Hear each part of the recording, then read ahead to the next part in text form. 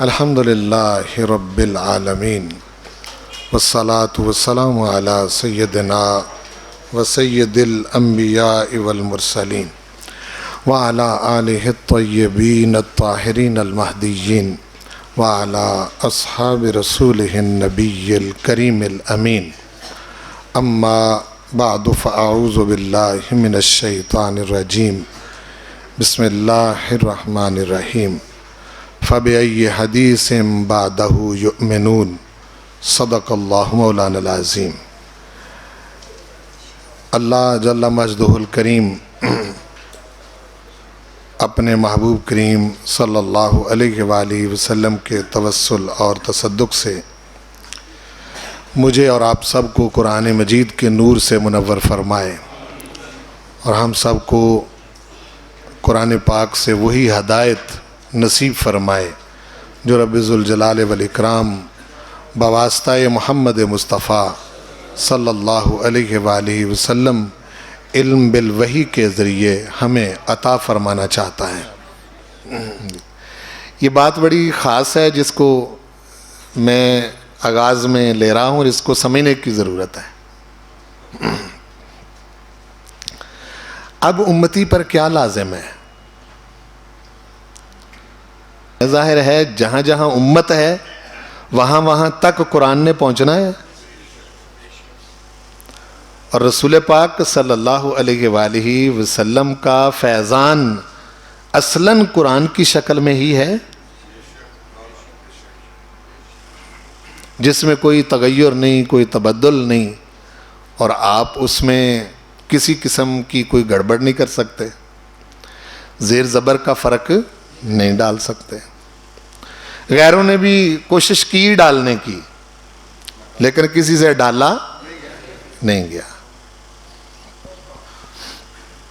جب آپ اس بات کو سمجھ گئے، اب پہلا اصول قرآن مجید پڑھنے کا یہ ہے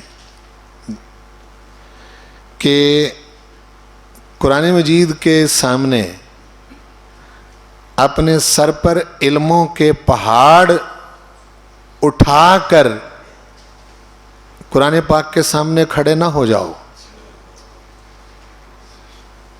آپ کتنے بڑے علامہ ہیں، کتنے بڑے علوم کے ماہر ہیں، کتنی بڑی شخصیت ہیں، اگر آپ نے قرآن مجید کو سمجھنا ہے اور جو کچھ قرآن مجید دینا چاہتا ہے وہ لینا چاہتے ہیں، تو صاف تختی، بالکل صاف تختی لے کے قرآن مجید کے سامنے بیٹھ جائیں اور جو قرآن لکھے اس کو مان لیں۔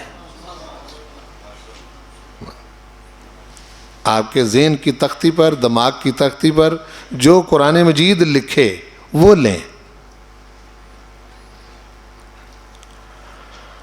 حضور علیہ السلام کی جو شان امیت ہے، امی ہونا، یہ نقص نہیں ہے، یہ رسول پاک کی شان ہے۔ اور امی ہونے کا کیا مطلب ہے کہ آپ جب تک قرآن مجید نازل نہیں ہوا تھا تب تک آپ جو اس معاشرے کے اصول تھے، لوگوں کے ساتھ ملنا جلنا، اٹھنا بیٹھنا، میل برتاؤ، ایٹیکیٹس، کیا حضور علیہ السلام کو معلوم نہیں تھے؟ معلوم تھے۔ سب چیزیں معلوم ہونے کے باوجود آپ امی ہیں، ٹھیک ہے؟ امی ہونا آپ کا شرف ہے اور آپ کی فضیلت ہے، آپ کی شان ہے۔ رب ذوالجلال والاکرام نے آپ کو امی اس لیے رکھا کہ جو میں دینا چاہتا ہوں علم بالوحی کے ذریعے، اے حبیب پیارے، یہ پہلے میرے علاوہ آپ نے کہیں سے نہیں سیکھا، یہ میں ہوں الرحمن علم القرآن، یہ رحمان ہے جس نے قرآن سکھایا ہے. آپ شاگرد ہیں, آپ کا استاد رحمان ہے. الرحمن علم القرآن. شاگرد سے ہی حساب لگایا جاتا ہے کہ استاد کتنا قابل ہے.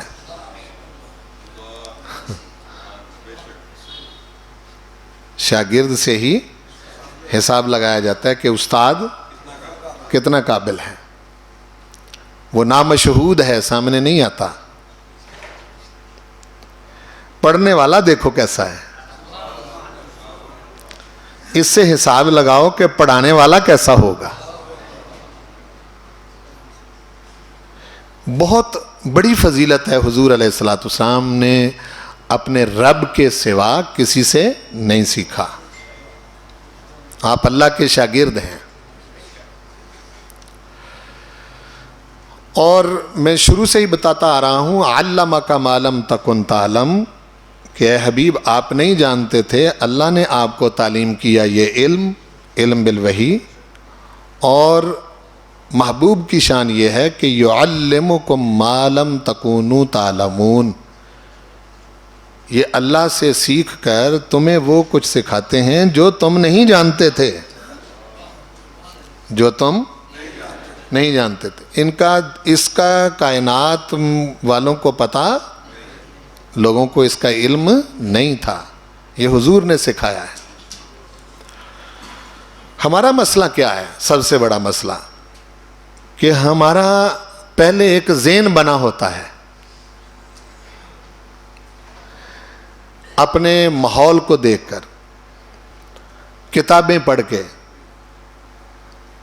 دیگر چیزیں جو ہیں وہ ہمارے مشاہدے میں پہلے ہوتی ہیں. ہم کچھ نہ کچھ جانتے ہوتے ہیں نا, کیوں جی؟ ہمارا مسئلہ یہ ہوتا ہے کہ ہم پہلے ایک ذہن بناتے ہیں,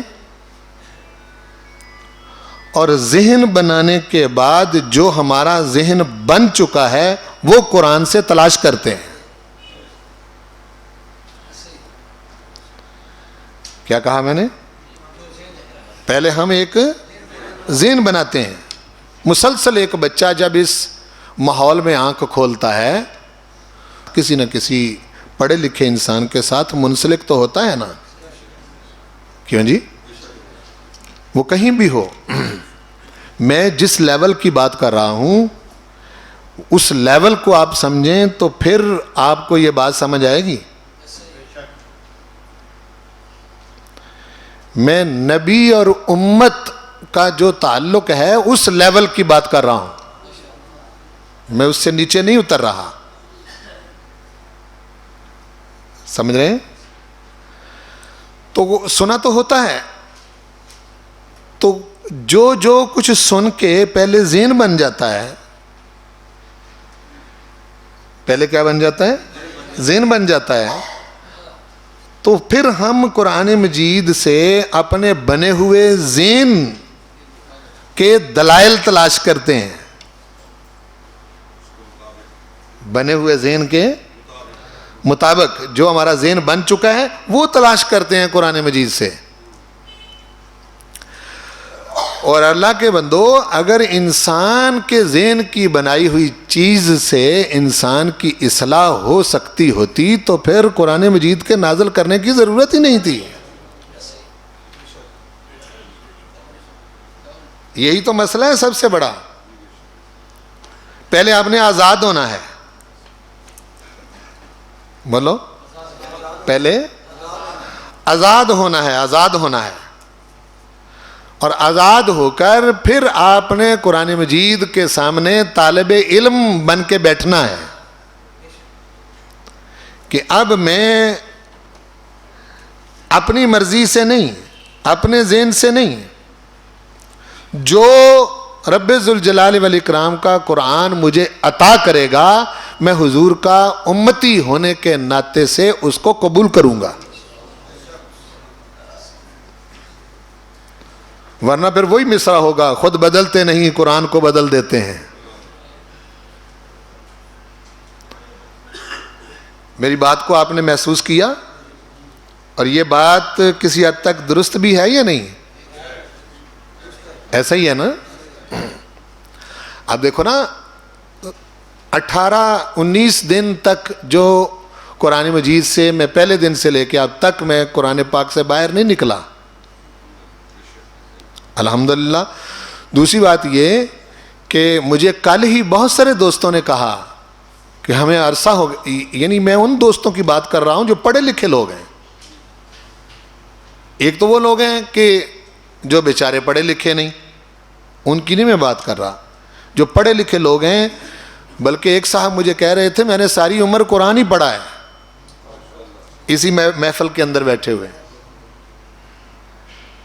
لیکن ان دورہ قرآن کے دنوں میں جس سیکوینس اور ترتیب سے ہم نے اس کو سیکھا ہے, ساری عمر قرآن پڑھنے کے باوجود اس کا ہمیں پتہ نہیں تھا.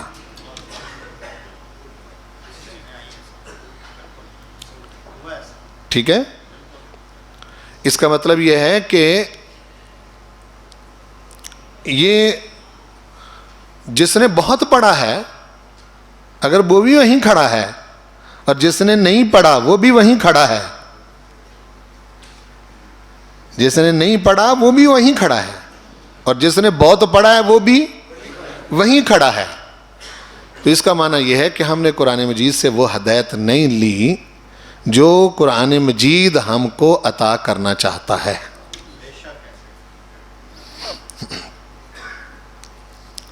اب جو اگلی بات ہے یہ میں بار بار کرتا آ رہا ہوں, اب میں ایک نئی جہت سے قرآن مجید کی آیات کی روشنی میں, آج میں نے آیتیں نہیں لکھی چونکہ میں ایک لائے عمل دینا چاہتا ہوں, لیکن ان سب چیزوں کے پیچھے آیات موجود ہیں جو میں ذکر کر رہا ہوں. دراصل یہ ایک پیج ہوتا ہے جس میں ہم صرف اشارے دے سکتے ہیں. جتنے بھی لیکچر میرے ہوئے ہیں, اگر ایک لیکچر کو پھیلایا جائے تو ایک لیکچر پر سال سال بات ہو سکتی ہے صرف قرآنی آیتوں کی روشنی میں. یعنی ہم بلا ناگا بات کریں تو تب بھی ہو سکتی ہے. اتنا کچھ قرآن پاک کے اندر اس کا موجود ہے مواد. ان میں سے میں کوئی ایک دو آیتیں اشارہ کے طور پر آپ کو بتائی ہیں. علم اور عمل میں امتیاز کیا ہے؟ علم میں اور عمل میں امتیاز, فرق کیا ہے؟ انسانیت کو جو مسئلہ درپیش ہے وہ یہ ہے اس وقت کہ جو کچھ ہونا چاہیے وہ کیسے ہو کر رہے. کیا مسئلہ درپیش ہے؟ جو کچھ انسانیت کا مسئلہ یہ نہیں ہے کہ اخلاق کیا ہے, بلکہ انسانیت کا مسئلہ یہ ہے کہ جیسے اخلاق ہونے چاہیے ویسے ہوں کیسے.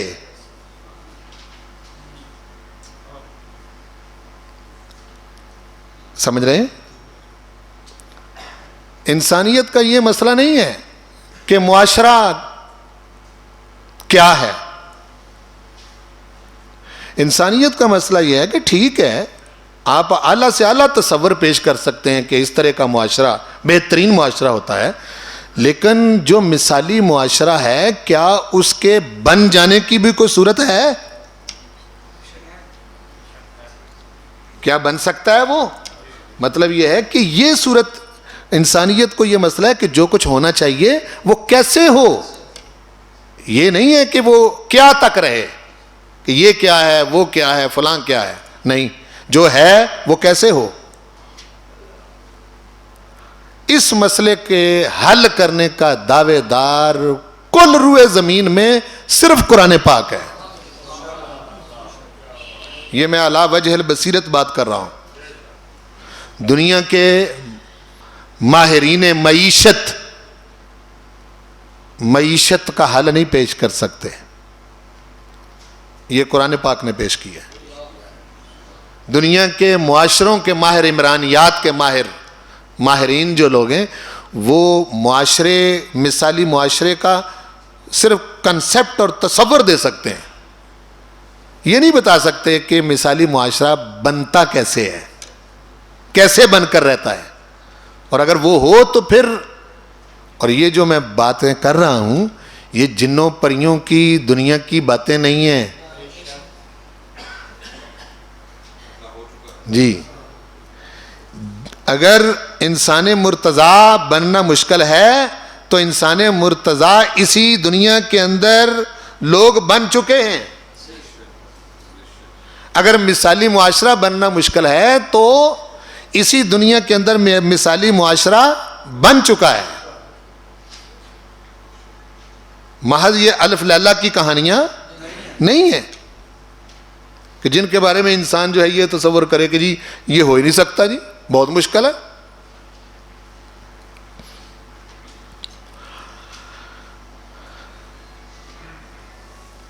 اس سے پتہ چلتا ہے کہ قرآن مجید اس بات کا دعوے دار ہے کہ جو کچھ ہونا چاہیے وہ کیسے ہو کر رہے.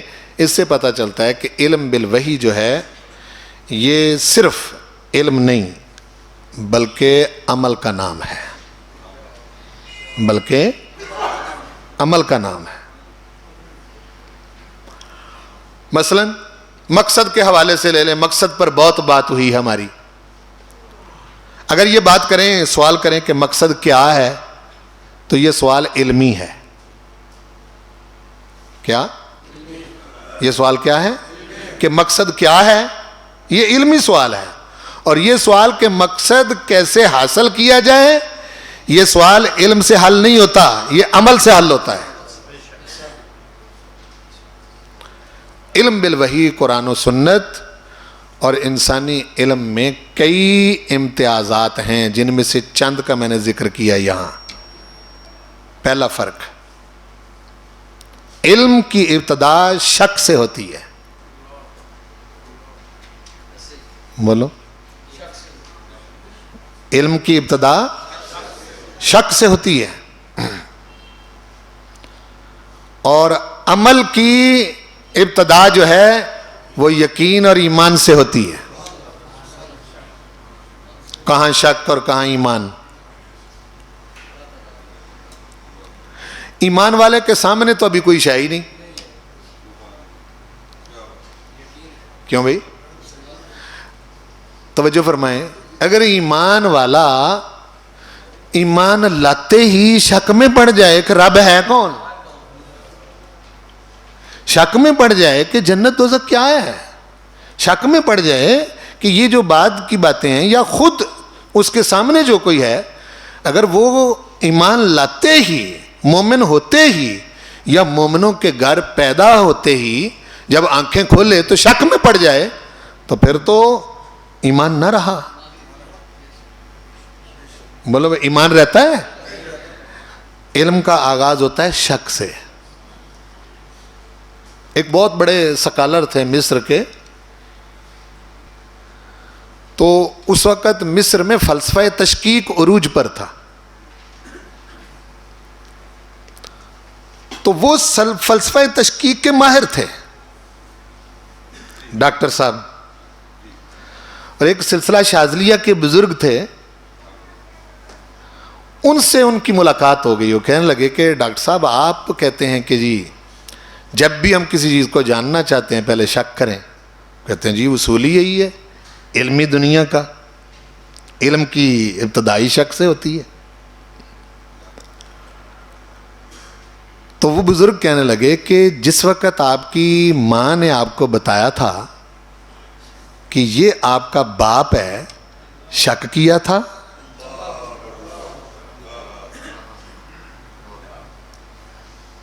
آپ کی والدہ نے بتایا تھا کہ یہ آپ کا باپ ہے تو شک کیا تھا؟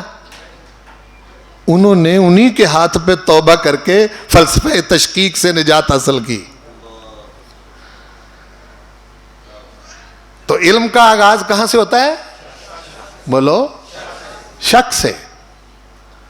اور عمل کا آغاز ہوتا ہے ایمان اور یقین سے. ایمان اور یقین سے. بہت بڑا فرق ہے یہ، ہے نا جی. اب علم میں دوسرا فرق، علم میں کسی حقیقت کو جاننا ہوتا ہے، بس۔ علم کا مسئلہ کیا ہے؟ جاننا، کہ کسی شے کی حقیقت کو جان لیں، کس شے کی حقیقت ہے کیا، یہ۔ اور عمل میں مقصد کو حاصل کرنا ہوتا ہے، اور بس۔ عمل کا کام جاننا نہیں ہوتا، مقصد کا حصول ہے۔ تیسرا فرق علم اور عمل میں یہ ہے کہ علم میں فکر اور سوچ کو اہمیت حاصل ہوتی ہے، چونکہ حواس اور عقل سے کام لیا جاتا ہے۔ علم میں حواس سے اور عقل سے، اس میں فکر اہم ہوتی ہے، سوچ اہم ہوتی ہے۔ اور عمل میں عزم اور ارادے کو اہمیت حاصل ہوتی ہے۔ عمل کرنے والا سوچتا نہیں، وہ زیادہ سوچتا نہیں، وہ ارادہ کرتا ہے اور چل پڑتا ہے۔ چوتھا فرق یہ ہے کہ علم کا تعلق توجیہ اور تعلیل سے ہوتا ہے،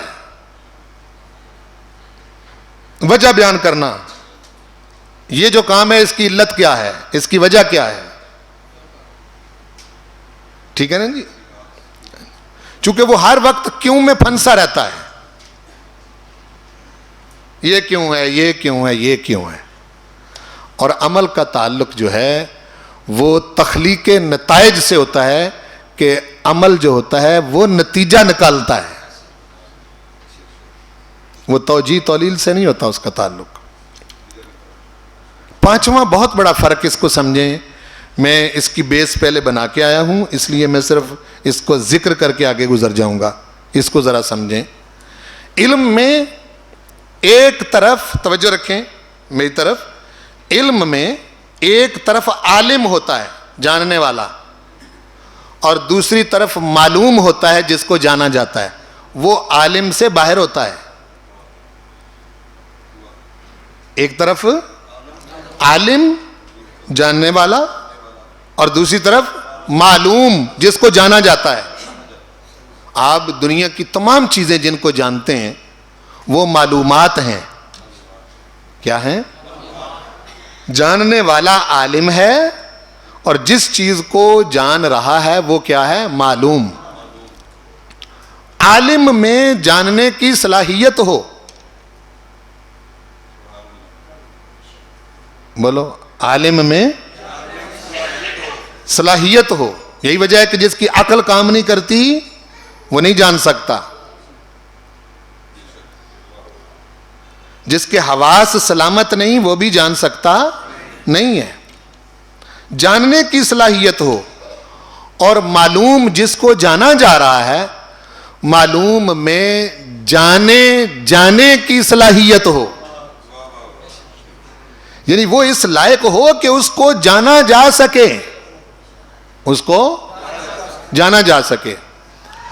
یہی وجہ ہے کہ اللہ آپ کا معلوم نہیں ہے،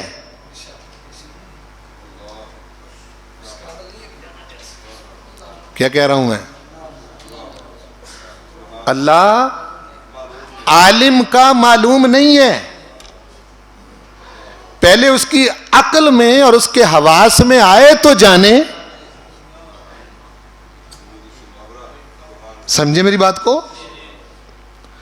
عالم غیب کی جتنی چیزیں ہیں وہ معلوم نہیں ہیں،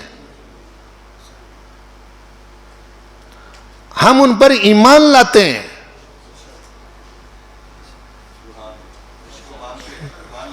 کیا کرتے ہیں؟ ایمان لاتے ہیں۔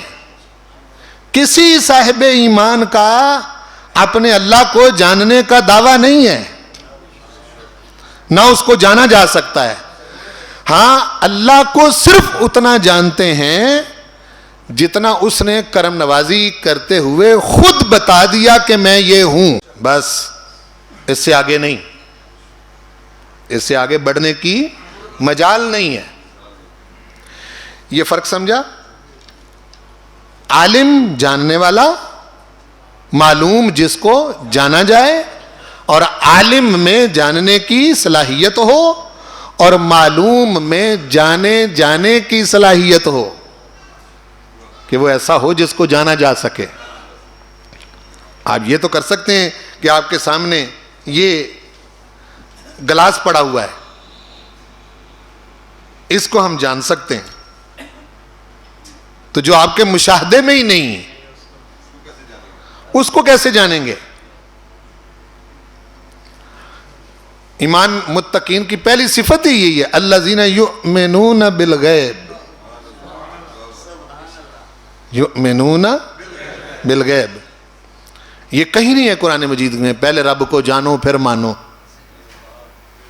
بالکل نہیں ہے. اور عمل, اب آپ کے وہ پچھلے جو لیکچرز ہیں میرے, ان کو ذہن میں رکھیں اور عمل کو سمجھنے کی کوشش کریں. عمل میں ایک طرف, علم میں تو ایک طرف عالم ہوتا ہے جاننے والا, اور عمل میں ایک طرف بلند ہمت عامل ہوتا ہے. کیا ہوتا ہے؟ عامل, عالم نہیں, عمل کرنے والا. اور دوسری طرف مقصد ہوتا ہے, جہاں اس عامل نے پہنچنا ہے, مقصد ہوتا ہے. اور مقصد کے حاصل ہونے کی جد و جہد کے اندر جو کوشش ہوتی ہے اس میں مزاحمت ہوتی ہے. کیا ہوتی ہے؟ اور بلند ہمت عامل جو ہوتا ہے وہ اس مزاحمت کی مزاحمت کرتا ہے تو مقصد حاصل ہو جاتا ہے. اس پر میں بہت تفصیل سے بات کر آیا ہوں پہلے, ٹھیک ہے نہیں؟ ایک طرف بلند ہمت عامل اور دوسری طرف مقصد. دوسری طرف کتنا فرق ہے علم اور عمل میں؟ مولانا جی بہت سمجھا ہے اس کو اقبال نے کہ عمل سے زندگی بنتی ہے, جنت بھی. آپ جنتی بننا چاہتے ہیں یا جہنمی, کس کھاتے میں پڑھ رہے ہیں؟ عمل سے زندگی بنتی ہے. یہ خاکی اپنی فطرت میں خاکی ہے, وہی وَنَفْسٍ وَمَا سَوَّاهَا, قسم کھائی ہے اس خاکی کی بنانے والے نے.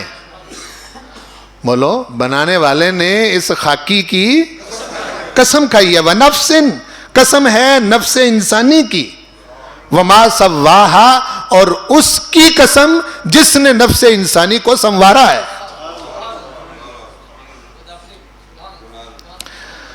عمل سے زندگی بنتی ہے, جنت بھی جہنم. یہ خاکی اپنی فطرت میں, فطرت انسانی, فطرت بالفعل اور فطرت بالقوہ, یاد ہے نا جی. یہ خاکی اپنی فطرت میں نہ نوری ہے نہ ناری ہے. نوری کی قسم اس نے نہیں کھائی, ناری کی بھی قسم اس نے, خاکی کی قسم کھائی ہے. سمجھ آئی جی؟ خاکی کی قسم کھائی ہے, یعنی نوری نہیں, یہ اس کا نقص نہیں, یہ اس کا نقص نہیں. اگر یہ ناری نہیں تو یہ اس کا عیب نہیں, اس کا کمال خاکی ہونا ہی ہے.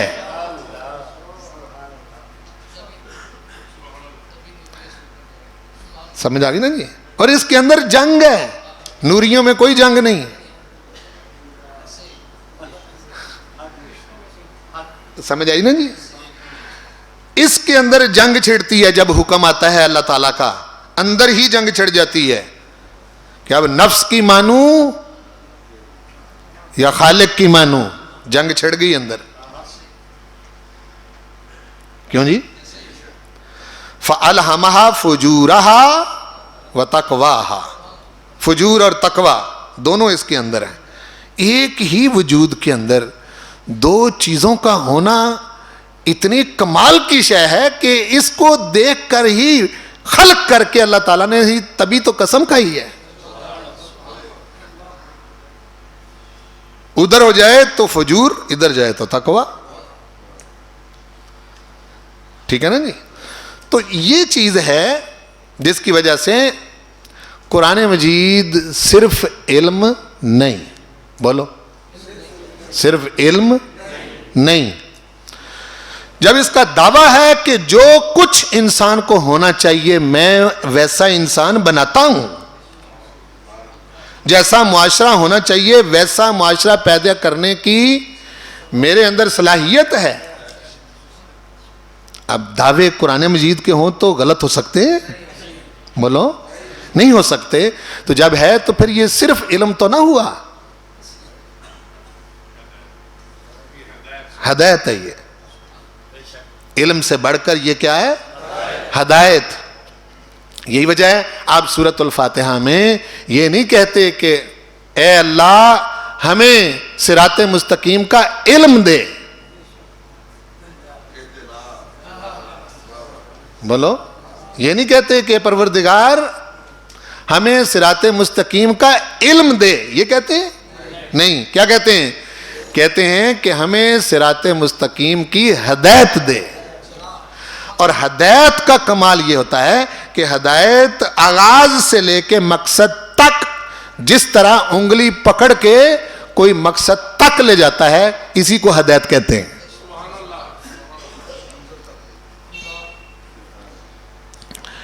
یہ فرق سمجھا آپ نے؟ تو اب جب قرآن مجید کا طالب بنے گا بندہ تو وہ اس وقت اس سے فیضان حاصل کر سکتا ہے جب وہ اپنے ذہن کو پہلے اپنے بنائے ہوئے تصورات سے خالی کرے.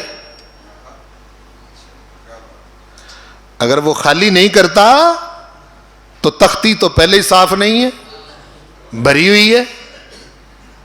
قرآن مجید اس پر کیا لکھے گا؟ میری بات کو سمجھ گئے؟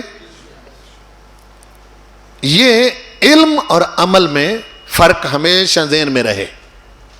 اب ہماری ذمہ داری جو ہے، چونکہ ہمارا آج آخری دن ہے اس حوالے سے، تو آج میں لائے عمل آگے بتانا چاہ رہا ہوں کہ ہم نے جو کچھ ان 19 دنوں کے اندر دورہ قرآن مجید میں سیکھا، کچھ میں آپ سے پوچھ سکتا ہوں کہ میں اس لائق ہوا کہ آپ کے اندر کوئی جنگ چھڑی ہے؟ کیوں جی؟ ایسا ہوا ہے کچھ؟ نہیں، کوئی فکر لگی ہے؟ یاد رکھیں کہ نبوی طریق کے سوا باقی جتنے بھی طریق ہیں وہ علم بالوحی کے مطابق نہیں ہوتے. کیا؟ علم بالوحی کے مطابق نہیں ہوتے. رسول پاک صلی اللہ علیہ وسلم نے آغاز امت بنانے سے کیا ہے. کس سے کیا ہے؟ امت بنانے سے. اب میرا اور آپ کا کام امت بنانا نہیں، وہ بن چکی ہے. چونکہ امت اور نبی کا ایک تعلق ہے جس پر میں نے بہت فوکس کیا تقریباً ہر درس کے اندر. نبی اور امتی کا ایک تعلق ہے.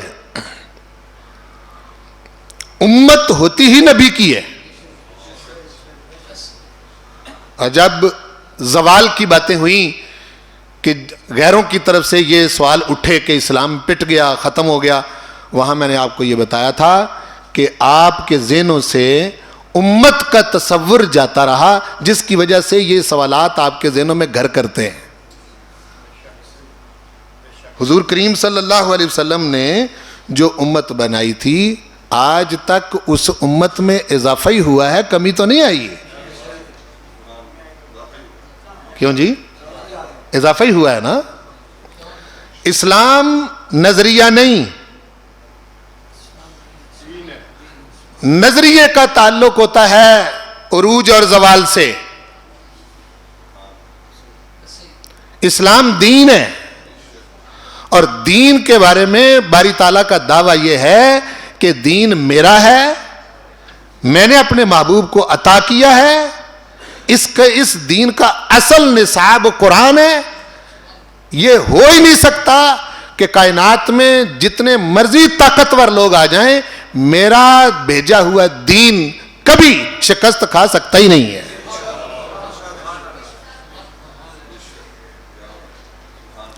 مسلمان شکست کھا سکتا ہے،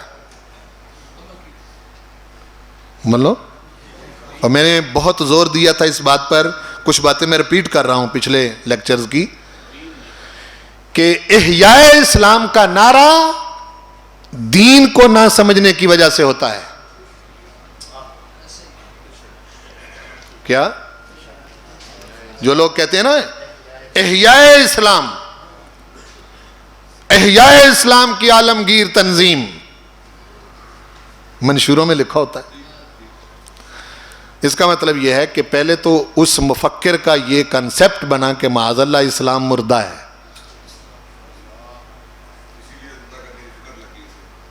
اس لیے اسلام کو زندہ کرنے چل پڑا ہے۔ حقیقت یہ ہے کہ اسلام زندہ ہے، مسلمان مردہ ہو سکتے ہیں، اور جب بھی کوئی مسلمان مردہ ہوتا ہے، اس مردے کے اندر جو جان ڈالتا ہے وہ اسلام ہے۔ اس مردے کے اندر جو وہ اسلام ہے۔ اسلام کو کبھی زوال نہیں، نہ ہوگا، یہ تو ارادہ الہی ہے۔ هو الذی ارسل رسولہ بالہدی ودین الحق لیظہرہ علی الدین کلہ ولو کرہ المشرکون۔ یہ بیان نہیں، یہ چیلنج ہے۔ بولو یہ بیان نہیں کر رہا کہ جی ٹھیک ہے ہم نے رسول بھیجا ہے تو ہم نے تمہیں بتا دیا ہے، پتہ نہیں اس نے غالب آنا ہے کہ نہیں آنا، نہیں۔ لیظہرہ علی الدین کلہ، بھیجا ہی اس لیے ہے تاکہ تمام دینوں پر غالب کر دے۔ وَلَوْ كَرِهَ الْمُشْرِكُونَ وَلَوْ كَرِهَ الْكَافِرُونَ، اگرچہ کافر مشرک سب کو یہ بات ناپسند ہو، لیکن ہمارا چیلنج ہے کہ ہم نے جو دین اپنے محبوب کو دیا ہے اس کو ہم نے غالب کرنا ہے۔ یہ بیان نہیں ہے، یہ آیت کریمہ بولو چیلنج ہے۔ چیلنج کے انداز میں دیکھیں اس کو، ہو کے رہنا ہے اس نے۔ ہاں جی، آپ سے یہ سوال پیدا ہو سکتا ہے جی کیسے؟ حالات دیکھیں کیا ہیں، یہ کیسے ہوگا؟ کیسے کا جواب میں نے تخلیق میں دیا تھا۔ کیا جواب دیا تھا؟ کوئی یاد ہے؟ تخلیق میں نے جواب دیا تھا کہ کوئی شے سامنے نہیں ہوتی، حالات سازگار نہیں ہوتے، بظاہر عقلیں فکریں منجمد ہو چکی ہوتی ہیں، سوچ بند ہو چکی ہوتی، ذہن میں کچھ بھی نہیں ہوتا۔ جب کچھ نہ ہو، اس کچھ نہ ہونے سے جو نئی صورتحال پیدا کر دیتا ہے وہ خدا ہے۔ بولو وہ خدا ہے، وہ کمزور رب نہیں ہے۔ جب اس نے چیلنج کیا ہے تو اپنے چیلنج کو پورا بھی کرے گا۔ آپ نہیں کریں گے تو اس کا مطلب ہے دین کا کام نہیں ہوگا۔ ہیں جی، اس کو پتا ہے میں نے کیسے کام کروانا ہے، بہت اچھی طرح جانتا ہے جی، اپنے کام کروانے بہت اچھی طرح جانتا ہے۔ حدیث شریف ہے کہ جب نیک پارسا لوگ کام نہیں کریں گے تو ہم اپنے دین کا کام فاسقوں سے بھی لے لیں گے۔ فاسقوں سے بھی لے لیں گے۔ ہماری ذمہ داری یہ، اب میں آپ کو بتانے لگا ہوں کہ قرآن مجید کو ہم نے کیسے پڑھنا ہے، یہ سمجھنے والی چیز ہے۔ ایک بات تو پہلی میری یہ ذہن میں رکھیں کہ بحیثیت مسلمان ہونے کے قرآن مجید کو سمجھ کے پڑھنا اور پڑھ کے سمجھنا یہ مستحب نہیں ہے. بولو, مستحب نہیں ہے. یہ آپ کے ایمان کا نصاب ہے. آپ جس کلاس میں داخل ہو چکے ہیں اس کا اصل نصاب قرآن مجید ہے, اور کلاس میں داخل ہونے کے بعد نصاب نہ پڑھنا اور پاس اور فیل ہونے کے مفروضے گھڑنا, یہ کم از کم علمی دنیا میں اس کو سمجھا نہیں جاتا. اگر آپ صاحب ایمان ہیں تو صاحب ایمان پر قرآن مجید پڑھنا ضروری ہے. بولو, مستحب نہیں ہے. مستحب سمجھ کے یہاں تک پہنچ گئے ہیں, ضروری ہے, واجب ہے.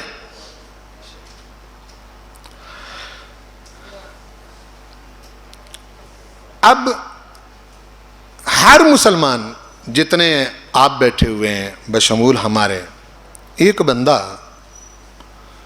ایک رکعت میں کتنی آیتیں پڑھنا لازم ہے؟ کم از کم 3, یا 3 آیتوں کے برابر ایک بڑی آیت, یہ لازم ہے جی. ٹھیک ہے, اس پر سب کا اتفاق ہے تقریباً. اگر ہم نے صرف اسی بات کو سمجھا ہوتا نا اپنی زندگی میں, اس بات کو صرف سمجھا ہوتا اپنی زندگی میں, صرف اتنی بات کو, تو جو آپ 60-70 سال کی عمر میں پہنچ گئے ہیں, آپ قرآن مجید پڑھتے پڑھتے آج حافظ بن چکے ہوتے ہیں. جتنا توجہ آپ اپنے کاروبار پر دیتے ہیں,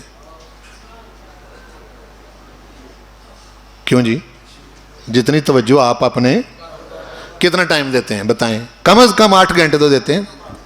8 گھنٹے کھپتے بھی ہیں, اور اس کے لیے نئے چیزیں بھی سوچتے ہیں. یہ فکر غالب رہتی ہے کہ کاروبار کا مندہ نہ پڑ جائے کہ نہیں؟ یہ فکر بھی رہتی ہے کہ کاروبار کامیاب ہو جائے.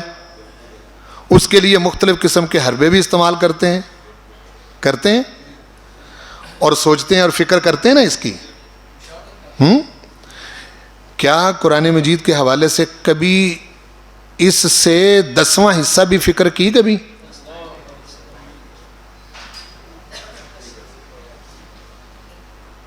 کبھی سوچا اس پر کہ میرے مومن ہونے کے لحاظ سے تو مجھ پر لازم تھا یہ؟ آپ اپنے کاروبار کے حوالے سے, اپنے گھر کے حوالے سے, اپنے ریلیشنز کے حوالے سے, میں آپ کے اندر اس مجلس کے اندر ایسے بندے بیٹھے ہیں کہ جناب ان سے بات کریں تو میرے جیسا بندہ ان سے بات نہیں کر سکتا. اتنے ذہین ہیں, اتنے سمجھدار ہیں, اور اتنی اللہ نے ان کو عقل دی ہوئی ہے. بات سے بات نکالنا اور بات نکال کر اگلے کو ڈیفیٹ کر دینا, اس میں مہارت رکھتے ہیں یا نہیں؟ بولو. لیکن قرآن مجید کے حوالے سے کبھی اتنی فکر ہوئی؟ سوچا کبھی؟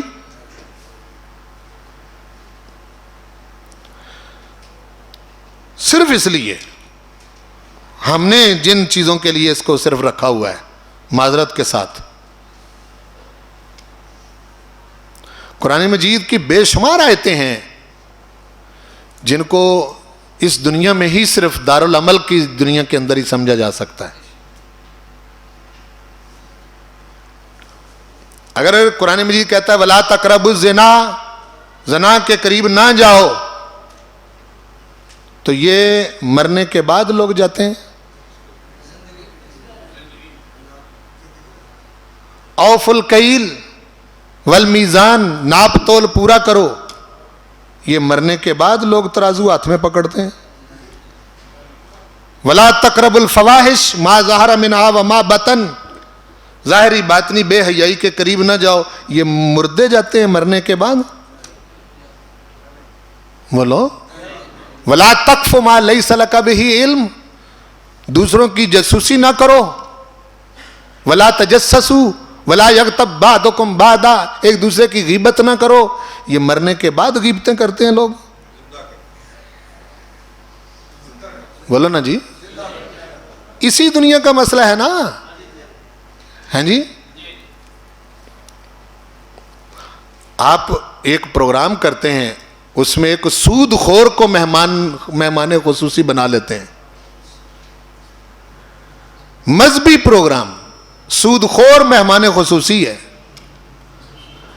قاری صاحب نے سود والی آیتیں پڑھ دیں. یا ایھا الذین آمنوا لا تأکلوا الربا اضعافا مضاعفة واتقوا اللہ. یہ سن کے سود خور بھی کہتا ہے سبحان اللہ. کیا کہتا ہے؟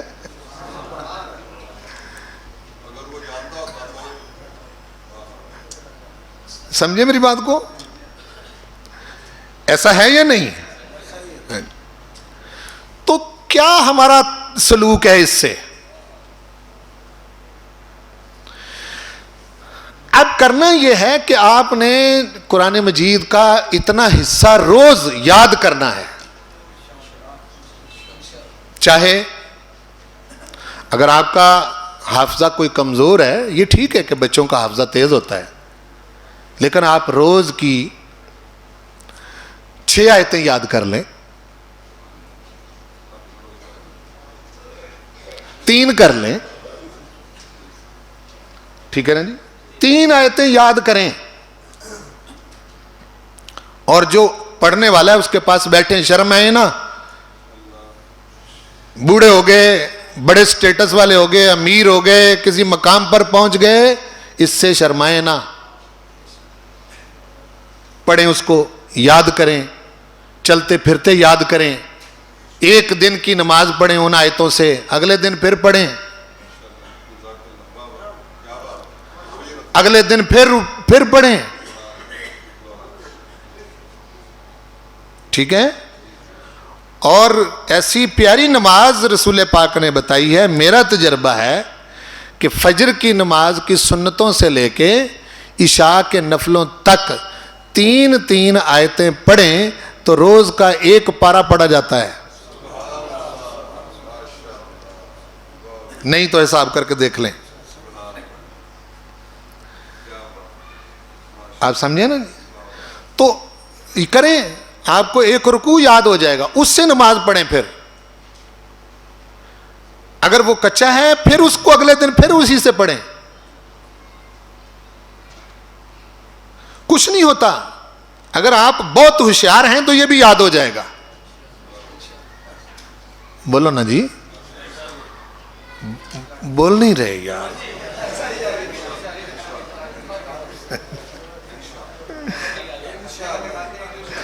نہیں ہو سکتا. میں قابل عمل طریقہ بتا رہا ہوں, نا قابل عمل نہیں بتا رہا. ہو سکتا ہے یا نہیں ہو سکتا؟ ہاں, پہلے تو اس خیال سے نکلے کہ جی ہو نہیں سکتا. یہ ہو سکتا ہے, اس کو کرنا ہے. جی جی, یہ روز قرآن آپ نے کھولنا ہے, روز اس کو پڑھنا ہے. اور جو یاد کرنا ہے, آج کل قرآن مجید چھوٹے سائز میں بھی مل جاتے ہیں.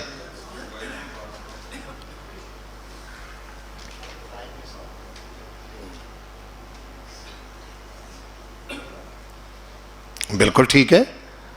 کسی صاحب نے لکھا ہے کہ اگر کوئی بڑا آدمی, کوئی بزرگ آدمی کسی عالم کے پاس یا حافظ کے پاس پڑھنے جائے تو وہ اس کی کمزوری کا چرچا نہ کرے. یہ تو استاد کی پہلی تربیت ہوتی ہے کہ استاد تو مہربان ہوتا ہے, وہ کیوں چرچا کرے گا؟ اگر کوئی چرچا تو کون سے, قرآن مجید تو پڑھانے والے, آپ کو ٹیوشن فیس نہیں دینی پڑے گی. یہ اس امت کا خاصہ ہے. بولو, قرآن مجید اگر آپ پڑھنا چاہیں تو اس کے لیے آپ کو خرچہ نہیں کرنا پڑے گا. جی جی جی, ماشاءاللہ. دیکھیں یہ ہے جذبہ,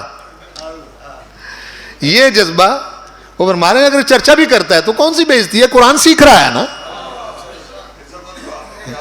ہاں جی بالکل ٹھیک ہے, یہ بات بھی بہت اچھی ہے. تو یہ ہے کہ اچھی طرح سے ان کو یاد کریں اور پڑھتے جائیں انشاءاللہ العزیز. پتہ نہیں کتنا وقت باقی ہے میرا اور آپ کا. آپ اس پر عمل کریں گے تو انشاءاللہ العزیز آپ کو پتہ چلے گا کہ آپ کو قرآن مجید کا خاصا حصہ حفظ ہو چکا ہے.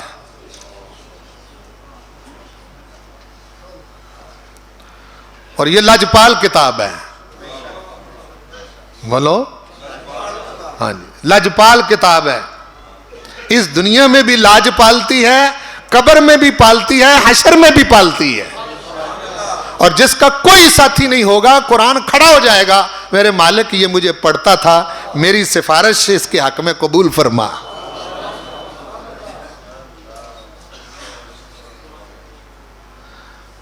جس کے لیے اتنی تگ و دو آپ کرتے ہیں وہ تو پھر یہیں تک بات رہ جائے گی نا. ٹھیک ہے نا جی, انہوں نے تو نہیں آگے جانا. اگر کوئی, اور سب سے پہلے یہ جو میں نے آپ کو لیکچر دیے ہیں ان کا جو حصہ قرآن آیتوں کا اس میں شامل ہے, سب سے پہلے اس کو یاد کریں تاکہ آپ کے ذہن میں مقصد رہے. ٹھیک ہے, اگر کوئی ایک آیت چھوٹی ہے تو ایک پہلی ایک اگلی ملا کے اس کو یاد کریں. آپ کوشش کریں گے تو انشاءاللہ العزیز آپ دیکھیں گے آپ کا ذہن اللہ تعالیٰ کھول دے گا. دوسری چیز, قرآن مجید کو اپنا ہادی اور رہنما مانتے ہوئے قرآن مجید کو عملاً اختیار کریں. کیسے, یہ طریقہ میں بتاتا ہوں, ذرا توجہ فرمائیں میری طرف. مثلا میں 2-3 آیتیں پڑھنے لگا. الف لام میم ذالک الکتاب لا ریب فیہ, یہ تو ایک بیان ہے کہ یہ کتاب ہے جس میں کوئی شبہ نہیں. ھدی للمتقین, ہدایت ہے متقین کے لیے. ٹھیک, اب آپ یہ کسی معلم کے پاس بیٹھ کر یہ بھی کہہ سکتے ہیں کہ جی ہمیں اس کا کوئی ترجمہ وغیرہ بتا دیں, کاپی پینسل ساتھ رکھ لیں, جو میں بتانے لگا ہوں وہ دیکھیں ذرا سمجھیں اس کو. ھدی للمتقین, ہدایت ہے متقین کے لیے. متقین کون ہے؟ الذین یؤمنون بالغیب. پہلی چیز ایک کاپی پر لکھ لیں ایمان بالغیب. ویقیمون الصلاۃ, دوسری لکھ لیں اقامت صلاۃ, نماز قائم کرنا. ومما رزقناہم ینفقون, اور جو اللہ نے آپ کو عطا کیا اس میں سے خرچ کرنا. 3 باتیں ہو گئیں.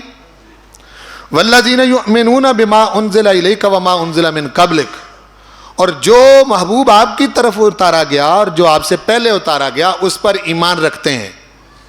یعنی ایمان بالوحی, ایمان یا ایمان بالکتب, جس کی پہلی صفت ایمان بالغیب, دوسری صفت اقامت صلاۃ, تیسری صفت جو اس کو ملا اس کو خرچ کرنا, چوتھی صفت جو اتارا گیا حضور کی طرف اور آپ سے پہلے اس پر ایمان لانا, پانچویں صفت آخرت پر یقین رکھنا. 5 باتیں معلوم ہو گئیں, پتہ چل گیا جی. اب عمل کیا ہے؟ عمل یہ ہے کہ آپ ان باتوں کو, 5 کو اپنے اندر پیدا کرنے میں آپ کا خرچہ کوئی نہیں ہوتا. ایمان بالغیب کا کوئی خرچے سے تعلق ہے؟ اقامت صلاۃ سے؟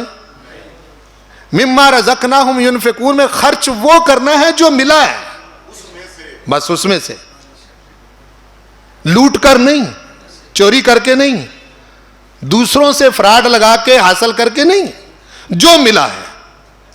عقل ملی ہے, علم ملا ہے, سمجھ ملی ہے, صحت ملی ہے, پیسہ ملا ہے, جو بھی ملا ہے اس میں سے خرچ کرنا ہے. اور قرآن پر اور قرآن سے پہلے جو کتابیں ان پر ایمان لانا ہے, اس پر کوئی خرچہ. آخرت پر یقین کرنا, اس پر کوئی خرچہ نہیں. اب ان 5 باتوں کو ایک شخص جب اپنے اندر محسوس کرنے لگے تو قرآن مجید ارشاد فرماتا ہے لقد انزلنا الیکم کتابا، ہم نے نازل کی ہے تمہاری کی طرف ایسی کتاب فیہ ذکرکم، جس میں تمہارا ہی ذکر ہے، جس میں افلا تاکلون، کیا تم عقل مند نہیں ہو؟ اب ان 5 باتوں کو جب معلوم کر لیا تو اس کا مطلب یہ ہے کہ اپنے اندر عملاً یہ 5 باتیں پیدا کرنی ہیں، یہ صرف جاننا نہیں ہے. کیا کہہ رہا ہوں؟ صرف جاننا نہیں ہے، ماننا ہے، عملاً اس کو لے لیں. اس کے لیے کتنا وقت لگا جی؟ بولو نا. 5 باتوں کو آگے نتیجہ آ گیا، اولئک علی ھدی من ربہم، یہ ہیں وہ لوگ جو اپنے رب کی طرف سے ہدایت پر ہیں. واولئک ھم المفلحون، یہ ہیں جو پاس ہو گئے ہیں، فلاح پا گئے. مفلحون یہی ہیں. اس لیے قرآن مجید کو اس انداز سے سمجھنا، مجھے پتا ہے اول تو اتنی عربی آنی چاہیے کہ قرآن مجید کو آپ جان سکیں، پڑھیں تو سمجھیں، سمجھ کر پڑھیں اور پڑھ کے سمجھیں. اتنی عربی آپ پر لازم ہے بحیثیت مومن کے. اور یہ مشکل چیز نہیں ہے. اگر مشکل ہوتی تو پھر حضور کریم صلی اللہ علیہ وآلہ وسلم اپنی امت پر اس کو لازم نہ کرتے. مشکل نہیں ہے. یسرنا القرآن للذکر فہل من للذکر کہا ہے جی، یاد دہانی کے لیے، یاد کرنے کے لیے. للذکر کا معنی نصیحت حاصل کرنے کے لیے. فہل من مدکر، ہے کوئی عمل کرنے والا، ہے کوئی سمجھنے والا؟ بات سمجھ آ گئی جی؟ اچھا، اب اگلی بات یہ ہے کہ مقصود کائنات کیا ہے؟ بتایا تھا میں نے، کائنات کو خلق کرنے کا مقصد کیا ہے؟ غلبہ حق. کیا ہے؟ باطل کبھی اللہ کی کائنات کے اندر کامیاب ہو سکتا نہیں. مقصود بعثت کیا ہے؟ هو الذی ارسل رسولہ بالہدی ودین الحق لیظہرہ علی الدین کلہ. حضور کو اس لیے بھیجا گیا تاکہ دین حق کو غالب کر دیں. باطل رسالت مآب صلی اللہ علیہ وسلم اور قرآن کے سامنے ٹھہر سکتا نہیں. دوسرا، قرآن مجید کو نازل کرنے کا مقصد کیا ہے؟ یہ بھی میں بتا کے آیا ہوں، حق کا غالب کرنا. بولو، انسان مرتضیٰ، مثالی معاشرہ اور دین حق کا غلبہ، یہ قرآن مجید کا مقصود ہے. کائنات کی تخلیق کا مقصد بھی یہی، رسول پاک کی بعثت کا مقصد بھی یہی، قرآن مجید کو نازل کرنے کا مقصد بھی یہی. اسی مقصد کو پانے کے لیے نماز شروع کی گئی. بولو. اور اہدنا الصراط المستقیم میں جو کہا جاتا ہے ہدایت دے ہم کو صراط مستقیم کی، یہ صراط مستقیم حق کو غالب کرنے کا جو عظیم مقصد ہے اسی کی دعا ہے، وہی رستہ ہے.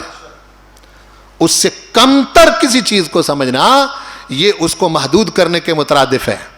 شعوری طور پر مقصد کو پانے کی دعا ہے، اس سے بڑھ کر کوئی مقصد عظیم ہو سکتا نہیں ہے. جب بھی آپ نماز پڑھیں تو اہدنا الصراط المستقیم میں یہ طلب کریں کہ پروردگار وہ رستہ بتا جس رستے پر چل کر ہم اپنے آقا و مولا محمد رسول اللہ کے مقصد کو پا لیں.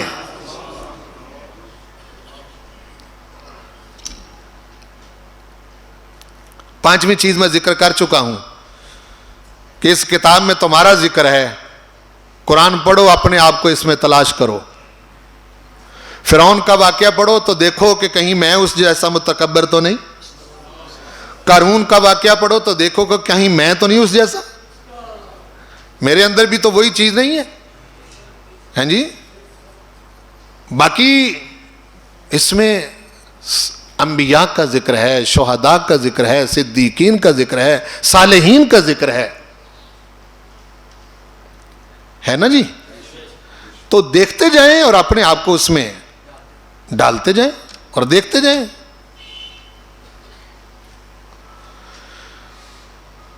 پھر اگلی بات یہ ہے کہ اس عظیم مقصد کے لیے منصوبہ بندی کریں. یہ جو 18-20 دن ہم نے دورہ قرآن پر لگائے, اس کی سی ڈیز بھی تیار ہو جائیں گی, کتاب بھی اس کی تیار ہو جائے گی. ہر چند کہ میں اس میں لگا رہا, رمضان شریف میں انشاءاللہ وہ میرا ارادہ ہے کہ 27ویں سے پہلے تیار ہو جائے. چونکہ میں اسی میں لگا رہا ہوں اور اس کو میں کر نہیں سکا, مرتب نہیں کر سکا آیات کو صحیح طرح سے. تو وہ جو ہے وہ زیادہ سے زیادہ لوگوں تک پہنچائیں. ملو کہ نہیں, کوئی میں نے کوئی گپ شپ تو نہیں ماری یہاں کے بھائی, کیوں جی؟ وہ ہے آپ کے پہنچانے کا عزم ہے لوگوں تک پہنچانا. اور کامل ایمان کے ساتھ یقین رکھیں کہ جس طرح کچھ نہیں تھا تو اللہ تعالیٰ کچھ کر لیتا ہے.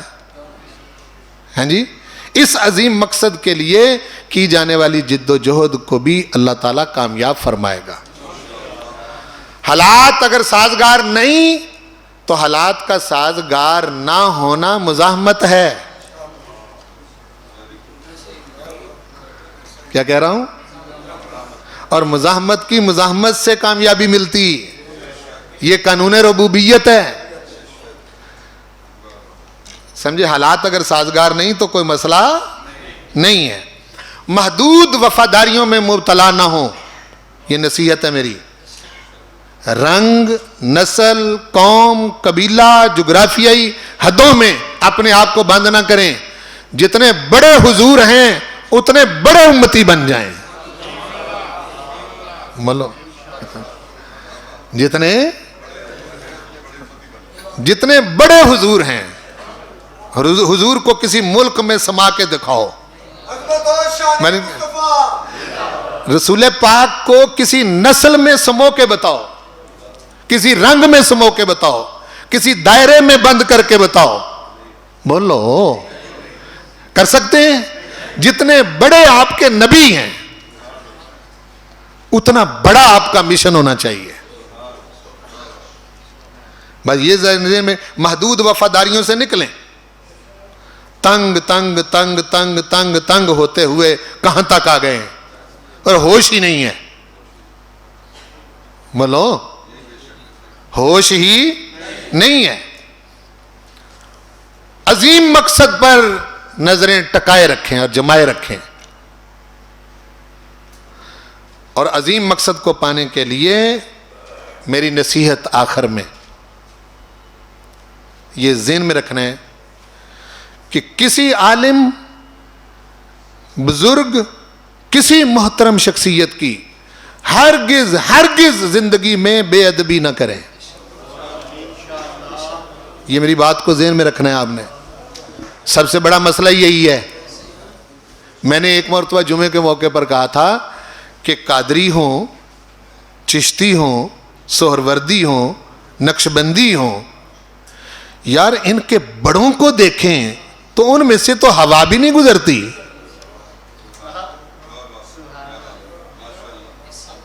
کیوں جی؟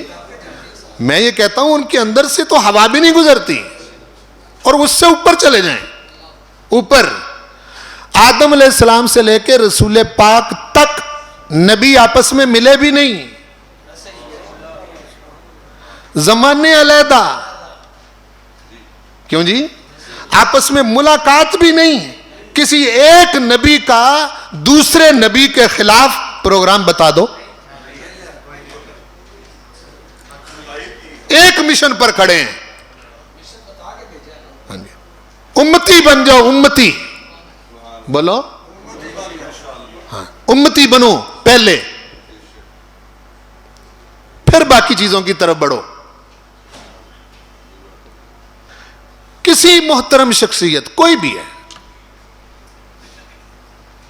اس کی مثال میں آپ کو یہ دیتا ہوں, کسی کا باپ شرابی ہو سکتا ہے, بولو ہو سکتا ہے نا. دوسرا شخص اگر اس بیٹے کے سامنے اس کو تانا دے گا, بے ادبی کرے گا, تو اس کا دل دکھے گا کہ نہیں؟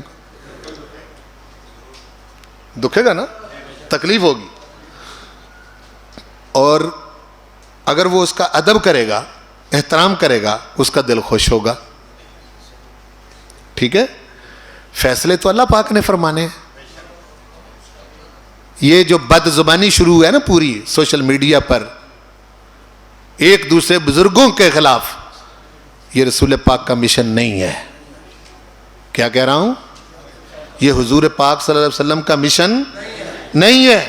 بہت مصیبت ہے. کھلنڈرے لوگ آگے بڑھ گئے ہیں, ان کو معلوم ہی نہیں کہ عزت کیا چیز ہوتی ہے, ادب کیا چیز ہوتا ہے, احترام کیا چیز ہوتی ہے. رسول پاک صلی اللہ علیہ وسلم جنازہ آیا تو حضور کھڑے ہو گئے. صحابہ کہتے ہیں یا رسول اللہ یہودی کا جنازہ ہے. حضور نے فرمایا انسان تو ہے.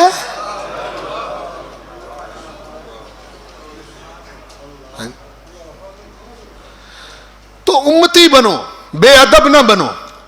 میں ہر موقع پر آپ کو یہ دعا کرواتا ہوں آپ سے کہ یا اللہ زندگی بھر بے ادبی سے محفوظ فرما.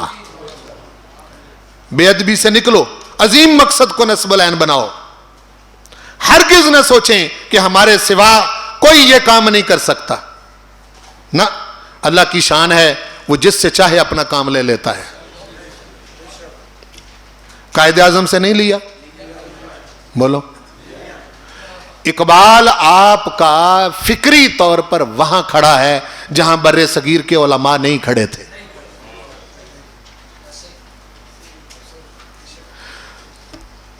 عالم کہتا ہے کہ دین وطن سے ہے. بولو کیا کہتا ہے؟ دین وطن سے ہے. کہتا ہے اقبال کہتا ہے چے بے خبر ز مقام محمد عربیست. یہ محمد عربی کے مقام سے کتنا بے خبر ہے. سرود بر سر ممبر کے ملت از وطن است, چے بے خبر ز مقام محمد عربیست. ہاں جی, اجم ہنوز نہ داند رموز دین ورنہ. اجمیوں نے ابھی دین کی رمز نہیں سمجھی. ز دیوبند حسین احمد این چے بولا جبیست.